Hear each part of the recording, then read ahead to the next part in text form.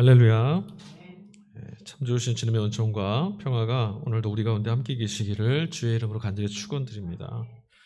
날이 갑자기 쌀쌀해지고 그것만으로도 마음이 참 좀 썰렁해지는데 코로나 때문에 또 우리가 자연스럽게 또 자유롭게 예배에 함께할 수 없어서 마음이 좀 불편합니다. 그러나 오늘 이 시간에도 우리 가운데서 한 성령으로 역사하실 주님, 우리 각 사람의 심령 가운데 찾아오셔서 하늘의 크고 아름답고 풍성한 은혜를 베풀어 주실 그 주님의 은혜가 오늘 각각의 자리에서 예배드리는 우리 모두에게 동일하게 임하여 주실 줄로 믿습니다. 오늘 우리가 대림절 맞게 됐는데요. 우리가 본문은 삼독서 마가복음 본문을 읽었습니다. 근데 일독서로 주어진 말씀은 이사야서 말씀입니다. 이사야서는 구약성경 예언서 중에 66장으로 이루어진 성경책이고요. 그 중에서도 이번 주 대림절 첫 주에 주어진 본문이 64장인데 그 64장이 포함되어 있는 55장에서 66장까지를 아까 기원전 530년 전쯤, 그러니까 지금부터 하면 한 2500년 그 지난 시간이죠. 그 전에 활동했던 제3이사야라고 불리우는 사람의 저작물로 알려져 있습니다. 그러니까 우리가 이사야서 64장 말씀을 같이 읽는다라는 건 어떤 의미냐면 그 말씀을 읽는다라는 것은 바벨론 포로기를 거치고 나온 이스라엘 백성들 또 이사야 예언자의 예언, 그들의 신앙을 고스란히 우리가 듣게 되고 경험하게 되는 거죠. 포로로 끌려갔던 이스라엘 백성들이 바벨론에서 70년 포로 생활을 했죠. 그리고 그들은 다시 예루살렘으로 돌아왔습니다. 하나님이 그들을 인도해 가셨죠. 하나님의 인도하심이라는 그 기대감을 안고 그들이 돌아왔지만 그들의 목전에 펼쳐져 있는 현실은 아주 암담한 상황이었습니다. 설교하면서 여러 차례 제가 말씀드려서 설명 굳이 안 드려도 될 것 같아요. 오히려 어떤 면에서는 포로로 살던 바벨론, 거기서의 삶이 훨씬 더 윤택하고 살만했었죠. 그 삶과는 비교가 되지 않습니다. 그러니 이게 정말 하나님께서 우리를 이곳에 인도하신 것이 맞느냐? 되물을 수밖에 없는 그런 일들, 자꾸 그들 앞에 펼쳐진 그 현상, 상황, 그들의 마음이 여간 불편했던 게 아니었을 겁니다. 하나님께서 이끌어 주셨다라고 받아들이기 너무나 힘든 그 상황에서 아마 이스라엘 백성들은 너나 할 것 없이 이런 생각들을 하지 않았을까 싶어요. 왜 하나님께서 대체 왜 우리 민족에게만 이런 시련과 고통을 허락하시는가? 왜 우리만 이렇게 살아야 되는가? 되묻지 않았겠습니까? 이사야 64장 7절 말씀해 보면 이사야 선지자가 백성들에게 그렇게 말합니다. 하나님이 우리에게서 얼굴을 숨기셨다. 아마도 이스라엘 백성들은 모두 다 정말 이 고백, 하나님이 우리를 향해서 고개를 돌리셨는가 보다.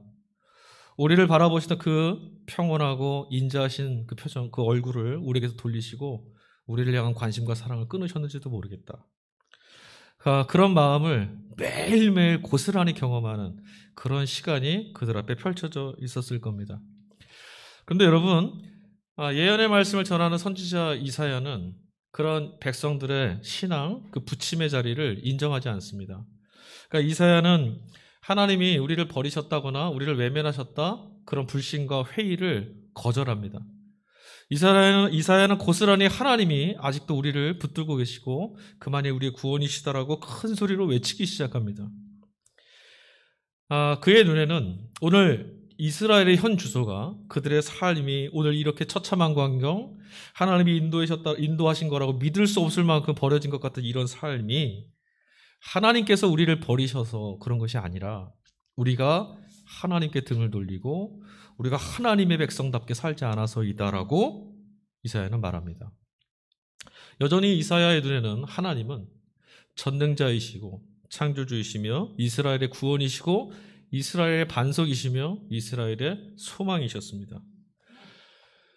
그러니 대체 이사야가, 그리고 이 이사야를 따라서 바벨론에서 포로로 돌아와서 이 이스라엘 척박한 땅 안에서도 하나님을 믿는 신앙을 포기하지 않고 걸어갔던 이 신앙을, 이사야의 예언 그대로 하나님을 기대하고 갈망하면서 이 신앙생활을 해왔던 이스라엘 백성들의 신앙 고백, 이게 어떻게 가능했을까? 그들이 어떻게 하나님을 그렇게 신뢰할 수 있었을까? 질문이 되지 않을 수가 없습니다. 모두들 실망하고 모두들 절망했고 하나님이 포기하신 것 같다, 이렇게밖에는 해석되지 않는 그런 상황에 처해 있을 때 어떻게 이사야가 하나님께서 하늘을 가르시고 강림하셔서 우리의 구원자가 되실 것이다 이렇게 말할 수 있었을까? 이것이 오늘 설교의 물음입니다. 성령 강림절기를 마치고 오늘부터 우리는 이제 4주간 대림절을 맞게 됩니다. 대림절의 핵심, 큰 기다림의 핵심은 바로 예수 그리스도의 오심이죠. 그것에 대한 기다림, 기대감입니다. 그런데 여러분 문득 이 대림절을 맞이하고 준비하고 예배를 준비하고 설교를 준비하면서 제 마음속에 이런 뜻하지 않은 낯설은 이 자조 섞인 생각이 삐집고 올라왔습니다. 이 시대를 살아가고 있는 우리가, 오늘 이 시대 가운데 머물고 있는 우리가 정말 예수 그리스도의 오심을 간절히 바라고 있을까? 이런 생각이 들었어요. 어떠신지 모르겠습니다. 교회력이 바뀌고 나서 여러분 유심히 보셨으면 알겠지만 오늘 마가복음 읽었잖아요. 예, 오늘부터 교회력상 해가 바뀌었습니다. 그래서 지난 주까지는 가해였고 이번 주는 나해가 돼서 복음서 말씀을 마가복음을 읽었어요. 우리가 읽은 말씀이 13장이죠. 이 13장이 단락이 3개로 이루어졌습니다. 절은 짧은데 단락이 3개나 돼요. 첫 번째 단락은 24절부터 27절까지입니다. 그 내용은 인자, 그러니까 주님이 다시 오시는 그날에 일어날 만한 하늘의 일들, 그걸 우리에게 소개해 주는 거고, 두 번째 단락은 그 뒤부터 33절까지입니다. 우리 익히 알고 있는 무화과나무의 비유예요. 때를 가늠해 볼 수 있는 징조로서 무화과나무. 그리고 나머지 34절에서 37절까지가 먼 곳에 출타했다가 돌아올 주인과 그 주인을 기다리는 종들 간의 관계에 관한 비유의 말씀이죠. 어쨌든 이 세 단락의 이야기들 모두가 어디를 주목하고 있냐면 주님이 오시는 그날, 재림의 날을 주목하고 있습니다.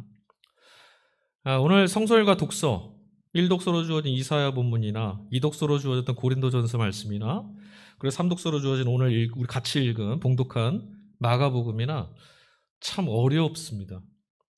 왜 어려운가 하면 뭐 내용이나 글 자체가 어려운 건 하나도 없어요. 우리가 글을 읽고 나서 이게 무슨 소리냐 이렇게 질문할 만한 내용은 없는데 이 본문이 자꾸 어렵게 다가오는 이유는 본문을 기록했던 성서 기자들, 그들이 바라보고 기대하고 이해하고 믿고 있었던 하나님을 향한 그들의 신앙과 오늘 그 신앙을, 그들의 신앙 고백을 함께 마주하고 있는 우리들의 현실, 그리고 우리들의 신앙, 괴리감이 너무 크다는 거죠.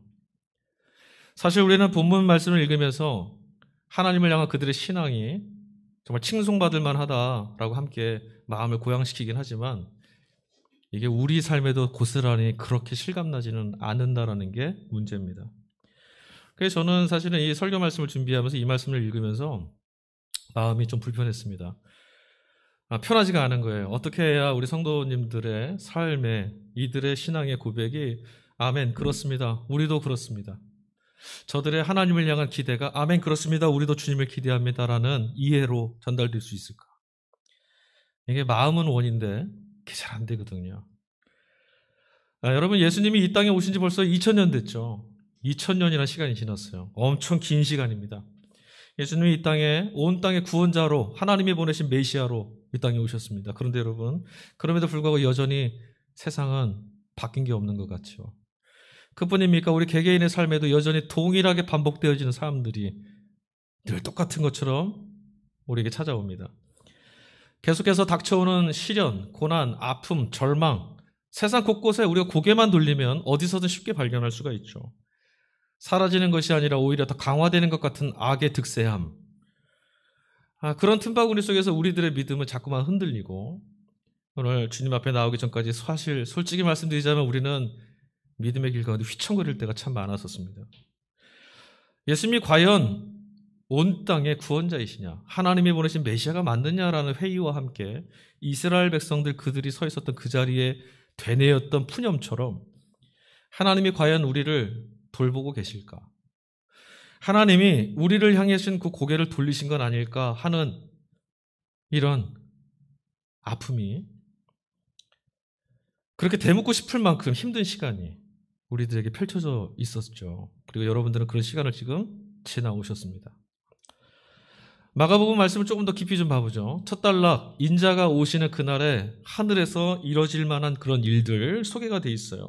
뭐라고 소개되어 있습니까? 하늘에 해와 달이 빛을 잃고 별들이 떨어지고 천지가 개벽하는 엄청난 사건이 소개되고 있습니다. 여러분 어떠세요? 이런 말씀들을 전해 들으시면 여러분 어떤 생각이 들으십니까? 야, 이제 끝났구나. 다 망했다. 다 죽을 거야. 공포감이 밀려오십니까?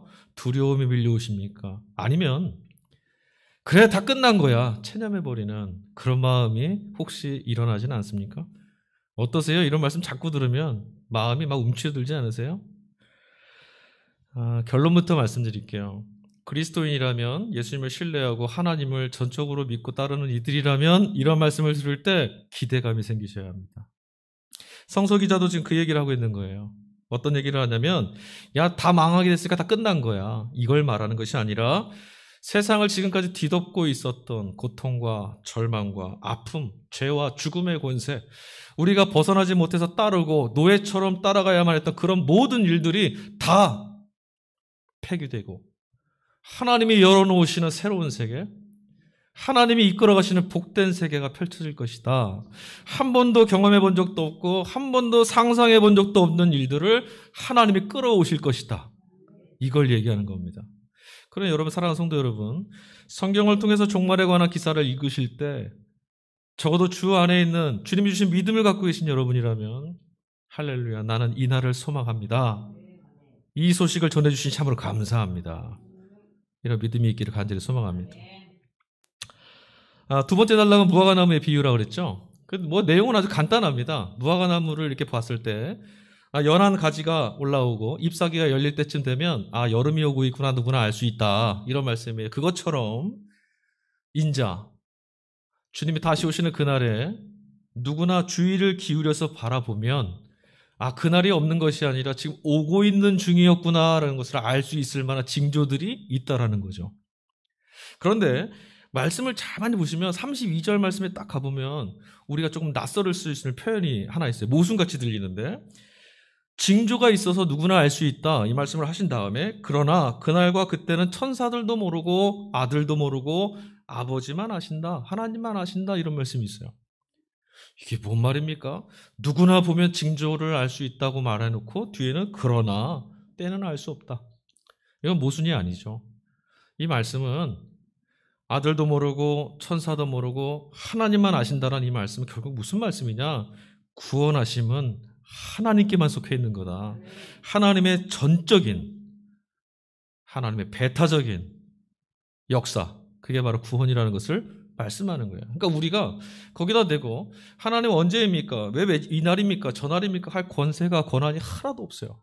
우리는 하나님 행하시는 구원을 경험하고 기다리고 누리기만 하면 되는 거죠.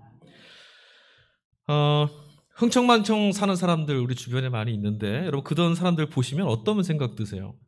막 자기 마음대로 내깔리는 대로 닥치는 대로 막 사는 사람들 보면 언제가 들는지는 정확히는 알 수 없지만 저렇게 살면 반드시 망할 거다. 우리 알잖아요. 그죠? 똑같아요, 여러분. 적어도 우리는 주님의 날이 지금 우리 가운데 찾아오고 있다는 사실을 우리는 다 알고 있어요. 여러분 이런 생각 들지 않으세요? 지금 우리가 살아가는 이 세상, 여전히 악이 지배하는 이 세상, 엉터리 같은 이 세상, 하나님이 창조하시고 빚으신, 하나님의 형상대로 빚으신 인간들이 돈이나 물질이나 권세 때문에 노예처럼 살게 되는 이런 터무니없는 이런 세상, 망할 세상이다. 여러분 그런 생각 안 드십니까? 이 세상이 망할 세상이라는 것 좀 우리 모두 다 알고 있습니다. 그리고 그 너머에, 그 망할 세상 너머에 끝이라고 하는 것이 아니라 하나님이 우리 가운데 허락하신 새로운 세계가 오고 있다는 것을 바라볼 수 있는 게 바로 신앙인 거죠. 자, 세 번째 단락에서는 어떤 내용이 나와 있죠? 주인이 출타해서 오랫동안 돌아오지 않습니다. 그러니까 하인들 안에 이제 갈등이 생긴 거예요. 나눠졌어요. 사람들이 어떻게 나눠졌냐? 야, 주인이 오시지도 않는데 지금 우리 좀 편하게 있자, 여유를 부리자, 긴장 좀 풀고 우리 주인처럼 한번 좀 여유 있게 살아보자. 그런 사람들이 있는가 하면 언제 올는지 모르지만 그날이 지금일 수도 있잖아. 그러니까 주인이 오셨을 때 책망받을 것 없이 우리 지금 긴장하고 좀 살자. 이렇게 두 갈래로 나눠진 거죠. 그리고 그 말씀을 전해주시면서 예수님께서 우리에게 내리신 결론은 뭐예요? 그러니 너희도 깨어 있어라. 그런데 본문의 말씀은 37절 후반절을 보면 조금 눈에 낯설은 표현 하나가 예수님이 덧붙이셨어요. 뭐라 그랬냐면 이 말은 모든 사람에게 하는 말이니라.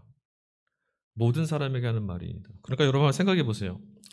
여러분 깨어 있어라 라는 말씀을 들으시면 무엇을 생각하셨어요? 이제 앞으로 뭘 해야겠다, 어떻게 해야겠다, 뭐 하는 것이 깨어 있는 거라고 생각하세요?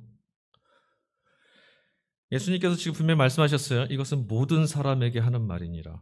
만약에 신앙을 갖는 것, 그러니까 우리 식으로 하면 종교적인 어떤 우리의 어떤 신앙생활들, 기도하고 예배하고 찬양하고 말씀 읽고 하는 이런 신앙생활들을 깨어 있는 것이니라 라고 말씀하신 거였다면 우리한테 말씀하실 필요는 없어요. 교회 밖에 있는 이들에게 말씀하시면 됩니다. 그리고 만약에 신앙을 가지는 것, 그것 말고 이런 것들, 교회 안에 있는 이들에게 너희들 이렇게 깨어있어 라고 말씀하실 것이 있었다라면 우리에게 자, 이것 잘해라 말씀하시면 되는 거죠. 그렇게 말씀 안 하셨어요. 그냥 모든 사람에게 말하는데 깨어있어라. 그러니까 적어도 여러분 이 말씀 속에서 주님이 하시는 이 깨어있으라는 말씀은 기도 많이 해라, 성경 많이 읽어라, 혹여 24시간 365일 매 시간 예배드리고 찬양하고 너희들 기다리고 있어라, 깨어 있어야 된다, 이건 말씀하시는 게 아니라는 거죠.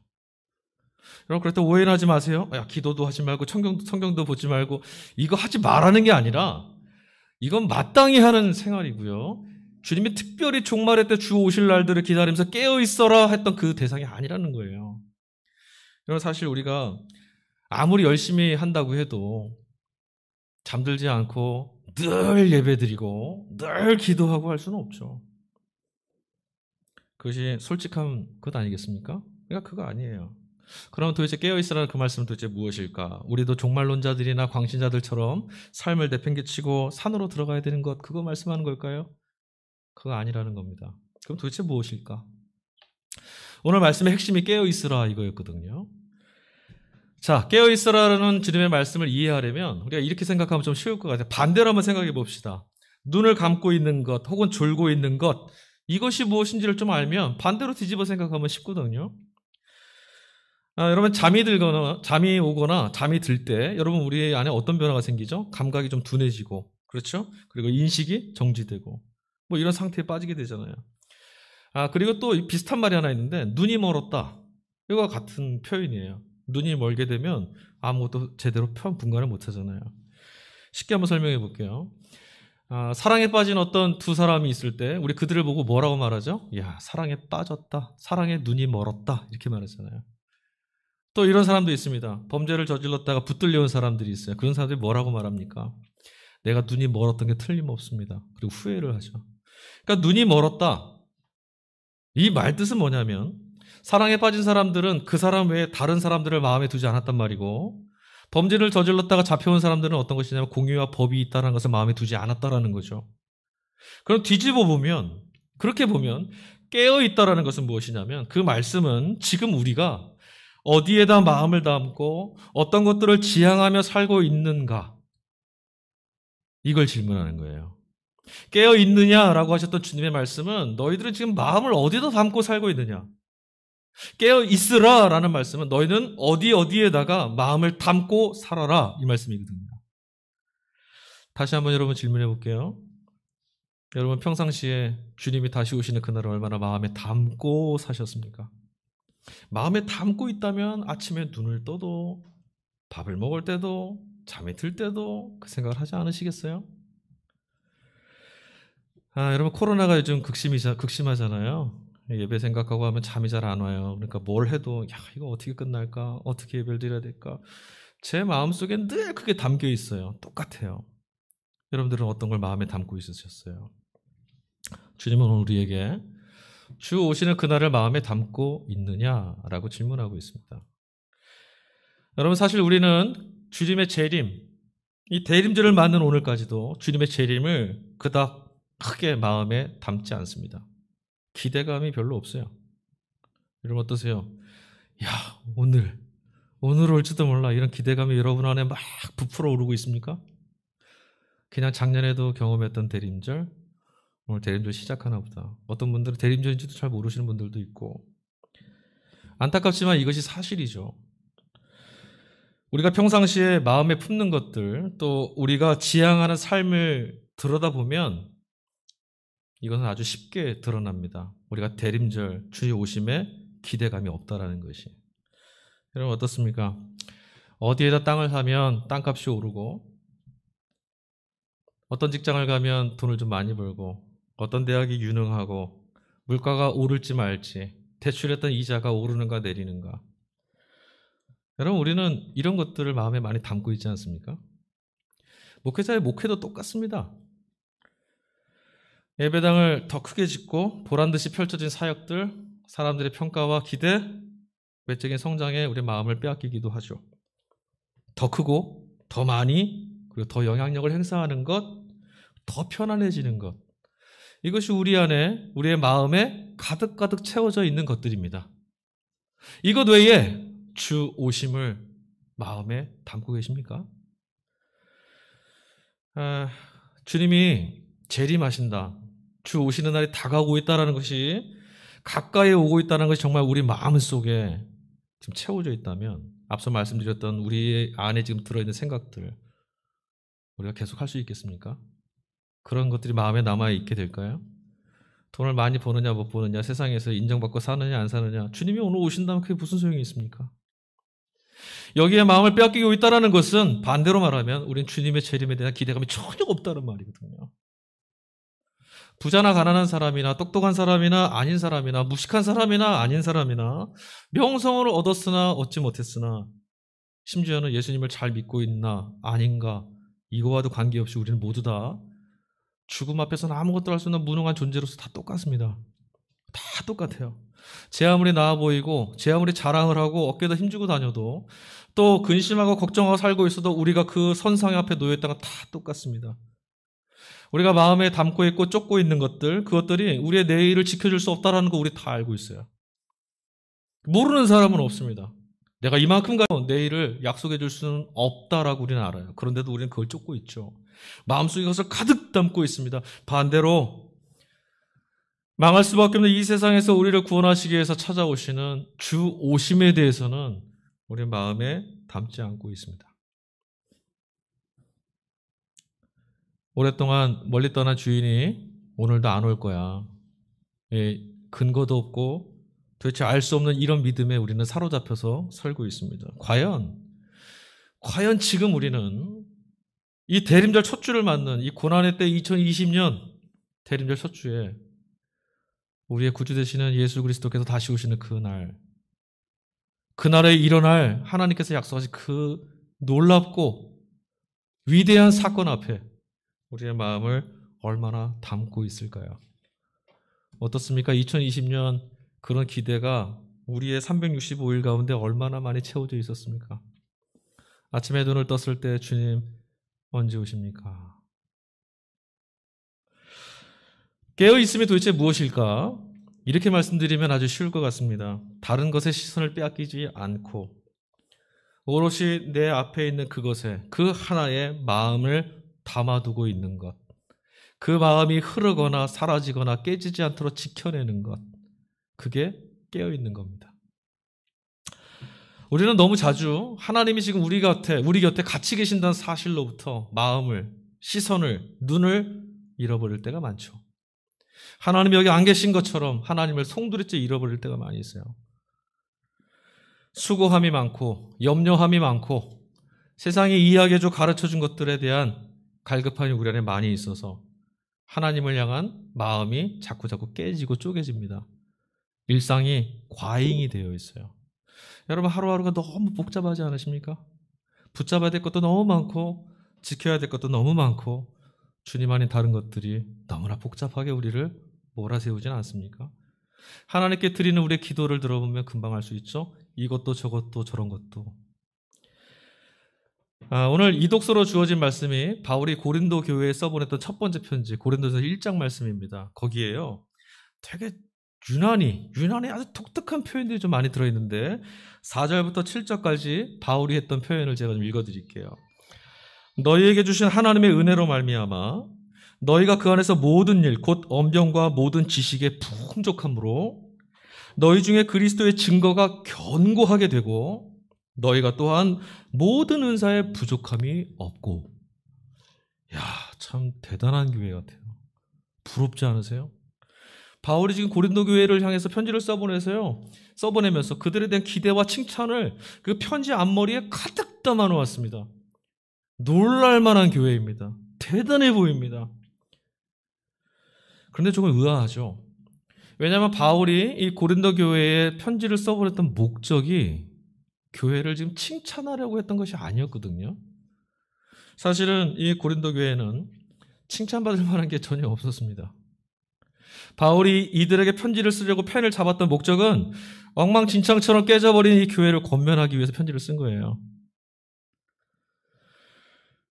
이 교회 안에 제 잘난 맛에 사는 그런 교만함과 무질서들, 사랑 없음, 은사에 대한 어떤 그 내몰림, 그래서 열광주의가 난무하고 그리스도의 은총과 은혜, 복음보다는 자신들의 자기 의를 드러내는 것들이 삐죽삐죽 교회 안에 가득가득 채워져서 분열과 갈등이 팽배해 있었습니다. 그런 교회를 바라봤을 때 바울이 여러분 어떤 마음이 들었겠습니까? 여러분들이 바울이라면, 여러분들이 사도 바울이라면 그런 교회를 바라보실 때 어떤 마음이 드셨겠어요? 저는 딱 본문을 읽으면서 그런 생각이 들더라고요. 화가 나고 분노가 치밀고 실망스럽고 내가 다시는 고개를 돌리지 않겠다. 니들 멋대로 해봐라. 그럴 것 같은데 바울은 지금 이 편지 안에 이들을 향한 칭찬을 가득 들어놓고 있습니다. 이상하지 않으십니까? 바울이 이들에게 편지를 써보내면서 그래도 내가 알아주는 사도인데 좀 점잖게 좀 말해야지. 점잖 빼는 걸까요? 아니면 고린도 교회의 지금 실상을 잘 알지 못해서 제대로 파악 못해서 책망하고 가르치고 나무래야 되는데 그걸 모르고 칭찬하고 있는 걸까요? 이런 의아한 생각들이 고린도서 1장 8절과 9절을 읽고 나면 바울의 마음이 이런 것이었구나라고 이해가 되기 시작해요. 8절과 9절인데요. 제가 순서를 좀 바꿔서 읽어드릴게요. 9절, 8절. 너희를 불러 그의 아들 예수 그리스도 우리 주와 더불어 교제하게 하시는 하나님은 미쁘시도다. 주께서 너희를 우리 주 예수 그리스도의 날에 책망할 것이 없는 자로 끝까지 견고하게 하시리라. 아멘. 지금 그가 바라보고 있는 교회는 고린도 교회가 틀림없습니다. 수신자가 고린도 교회가 맞으니까요. 그들을 생각한 편지를 쓰고 있어요. 하지만 지금 그가 칭찬하고 있는 교회는 지금의 고린도 교회, 그 교회가 아닙니다. 그가 지금 보고 있는 것은 아무리 가르쳐도 주님의 피 주고 값 주고 사신 그 복음을 전하여도 여전히 자기 의를 벗어내지 못하는 그런 깨어진 교회가 아니라 그날에 그들을 포기하시지 않고 붙들어 가시며 그리스도의 그날에 종말에 임할 그날에 재림하실 그날에 책망할 것이 없는 온전한 교회로 만들어 가실 주님의 교회. 바울은 그걸 봤던 거거든요. 이 내공의 차이죠. 만일 여러분 고린도 교회가 지금 보여주고 있는 이 모습을 지금의 모습에서 바울의 시선이 거두어지고 자유롭지 못했다면 거기에 갇혀 있었다면 바울은 아까도 말씀드렸다시피 노하고 실망하고 포기하고 말았을지도 모릅니다. 여러분 주님께서 우리를 하나님 없이 살던 멸망으로 향해서 치닫고 채달하던 우리들을 돌려세우셨죠. 하나님께로 생명의 길을 향해서 어디를 향해 구원으로 나간지 알지 못한 우리들을 돌려놓으셨어요. 생명의 길로. 그런데 여러분 우리는 어떻습니까? 돌려놓으신 그리스도께서 우리를 찾아오셔서 질주하고 있던 패망으로 질주하고 있던 우리를 멈춰 세우시고 방향을 돌려놓으셨는데 우린 이렇게 주님께 묻습니다. 나 지금 여기 그대로 있는데 아무것도 바뀐 것도 없는데 여전히 똑같은데 뭐가 어쨌다는 거지? 뭐가 구원이라는 것이지? 우리 이렇게 질문하게 되죠. 그렇죠. 지금 여기서 보면 우린 여전히 이곳에 서 있거든요. 지금 여기서 보면 하나님 나라를 바라보고 있다고 해도 우리가 서 있는 곳은 바로 여기거든요. 그런데 바울은 우리와 달리 주님께로 시선을 옮겼습니다. 고린도 교회를 붙잡고 계시고 고린도 교회의 머리가 되시는 주님께 시선을 돌렸죠. 그랬더니 오히려 그들을 위해서 그들의 머리 위에 은혜를 부어주시는 주님이 보였고, 그러니 감사할 수 있다라고 바울이 지금 말하고 있는 거예요. 그러나 여러분, 여기에 전제가 있습니다. 아주 중요한 전제가 있어요. 그냥 기대만 해서는 그렇게 되지 않습니다. 하나님이 그리하시겠지? 아니요, 그렇지 않습니다. 아주 중요한 전제가 있는데, 이런 교회가 될 때 바울이 그리스도께서 오시는 그날에 온전한 교회를 만드실 거야 라고 믿을 수 있었던 거예요. 어떤 것이냐? 9절을 다시 한번 읽어드릴게요. 너희를 불러 그의 아들 예수 그리스도 우리 주와 더불어 교제하게 하시는 하나님은 미쁘시도다. 아멘. 할렐루야. 익숙한 단어가 하나 보이죠? 여러분, 교제. 코이노니아라고 불리는 그 헬라어 코이노니아를 번역한 교제라는 단어가 눈에 잘 들어옵니다. 코이노니아. 이제 교회를 지칭하는 명칭이 됐잖아요. 코이노니아, 섬김, 교제, 사랑, 교회의 아주 중요한 정체성 중에 하나죠. 그러나 여러분, 생각해 보십시오. 나를 기준으로 삼고 내게 유익되지 않는 길들을 선택하지 않는 게 우리 아닙니까? 우리가 어떻게, 그런 우리가 어떻게 타자와 하나가 되어서 코이노니아를 이룰 수 있겠습니까? 우리는 결코 다른 사람과 하나가 될 수 없습니다.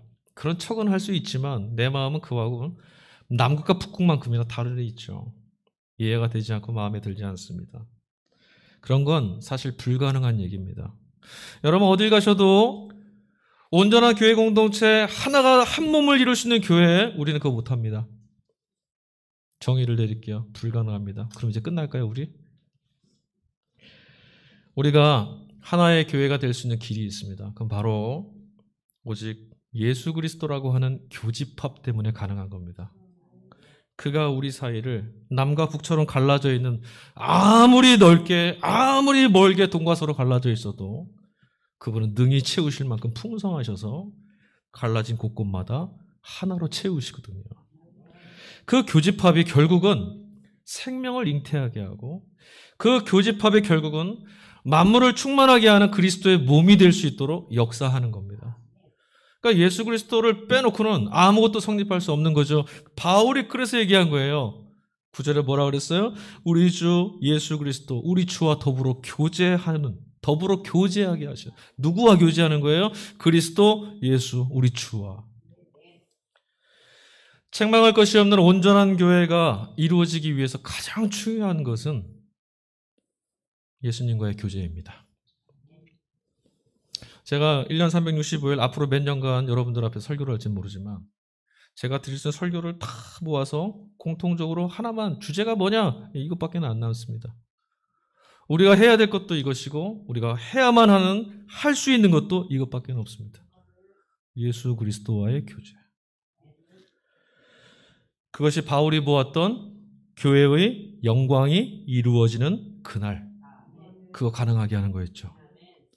깨지고 상하고 사랑이 불가능한 우리일지라도 그리스도와 깊게 연결되어 있다면, 우리를 붙들고 계시는 그 손을 놓지 않고 있다면, 그 손 안에서 발견되기를 마음에 담고 살고 있다면, 그 주님이 내가 살고 숨쉬는 모든 것의 근거가 되신다는 것을 염두하고 살고 있다면, 교회 안에 가득히 담겨진 하나님의 영광을 보는 날은 반드시 오게 될 줄로 믿습니다.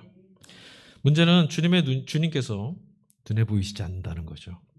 그와 교제를 나눠야 되는데 보이시지도 않고 손을 아무리 내밀어도 잡아주시지 않는 것 같으니 그게 어렵죠. 자, 생각해 봅시다.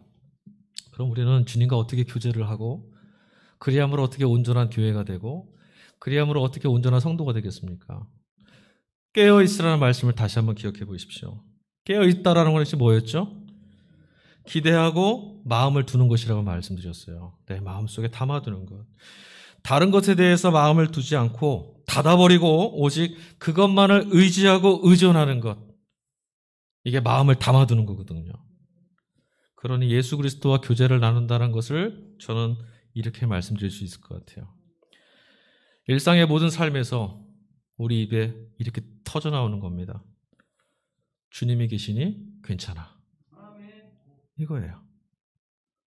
다 망했는데 이렇게 말하는 거죠. 주님 계시니 괜찮아. 여러분, 내가 지금 주님과 코이노니아, 교제를 나누고 있는 사람인지 아닌지를 돌아볼 수 있는 아주 쉬운 방법이 있어요. 여러분의 지나온 시간들을 한번 가만히 들여다보십시오. 되돌아보세요. 지나치게 만족하거나 지나치게 쉽게 절망했던 일들이, 그런 과잉에 사로잡힌 일들이 우리 안에 덩그러니 나뒹굴지는 않습니까? 그렇다면 우리는 지금 주님과의 코이노니아, 깨어있지 못한 겁니다. 여러분 생각해 보시죠. 주님만을 믿고 의존하는 사람이라면 어떤 상황에 있더라도 절망하지 않습니다. 그 상황을 내가 의존한 게 아니라 나는 주님을 의존했으니까. 반대로 우리가 주님만을 의존하고 믿고 살아가는 사람들이라면 주님 안에 다른 것 때문에 만족할 일도 별로 없습니다. 그런 것들 때문에 만족한 것이 아니라 나는 주님을 의존하고 있었으므로. 여러분, 삶이 고달프고 거칠더라도 하나님께서 행하시는 일들, 그 일들을 기대하고 바라보며 사는 사람들, 이들을 성도라고 부르는 겁니다. 우리는 암울한 현실 속에서도 그리스도께서 우리 가운데 함께 하심을 바라보면서 이렇게 말하는 사람들입니다. 아, 나는 살았다. 나는 이제 예수님 때문에 살게 되었다. 이거 말하는 사람, 이것을 어떤 삶에서라도 고백할 수 있는 사람이 예수 그리스도께 지금 깨어있는 사람인 겁니다. 죽게 되었다 말하는 이들은 예수 그리스도, 그분과의 교제, 그분과의 코이노니아가 깨져 있는 거예요. 주님을 마음에 담고 있고 죽게로 깨어있는 자들은 언제나 똑같은 고백을 할 수밖에 없습니다. 아, 나는 살았다. 이런 자들이 깨어있는 자들, 주의 종말을 기다리는 사람들입니다. 이것이 바로 예수님을 의존하고 의지하고 믿는 사람들인 거죠. 주님께 시선을 돌리고 기다리는 깨어있는 사람들, 여러분들은 이런 깨어있는 사람들일 줄로 믿습니다. 그리고 오늘도 주님을 향해서 그렇게 깨어있는 이들에게, 여러분 2000년 전에 어떤 일이 있었습니까?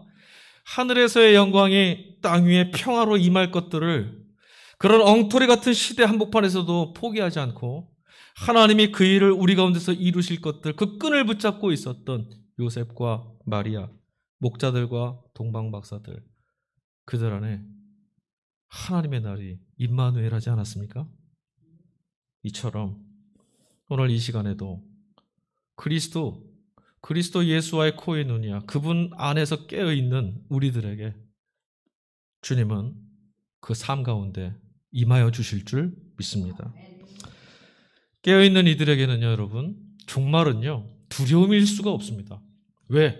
내가 그리스도 예수와 코이노니아, 그분 안에 거하고 있는 그런 사람들에게 어떻게 종말이 두려움이 될 수 있습니까? 여러분, 예수님이 계심으로 앞서 마가가 얘기했던 하늘이 무너져 내리고 세상이 풍비박산나는 것 같은 그런 현실 속에서도 예수님이 계심으로 하나님이 우리를 건져내시려고 달려오시는 징조구나, 이렇게 볼 수 있는 거예요. 예수님이 계심으로 어둠이 가득한 세상에서도 빛이 가까이 왔구나 볼 수 있습니다. 예수님이 계심으로 이제 우리는 짓누르는 절망을 거부하고 하나님의 구원의 역사가 우리 가운데 다가오고 있음을 찬양할 수 있는 사람들이 된 겁니다. 사랑하는 성도 여러분, 우리는 대림절 첫 번째 주일을 맞이합니다. 우리의 기다림이 어디에 있습니까? 우리가 기다리는 그 기다림이 우리를 구원해낼 수 있는 그 기다림입니까? 허무로 빠져서 우리를 절망의 나락으로 몰아넣는 그런 것 아니겠습니까? 아니, 그런 것은 아닙니까? 바라건대 그리스도 예수께 깨어 계시고 그의 손을 붙들고 그 안에서 발견되시고 그가 이루시고 우리 안에 끌고 오시는 구원의 날들을 마음에 담고 여러분이 직면하시는, 여러분에게 허락되어 있는 삶을 다시 바라보십시오. 그날에 주님이 여러분들을 통해서 주의 구원의 역사를 그곳에서 이루실 줄로 믿습니다. 우리 이 시간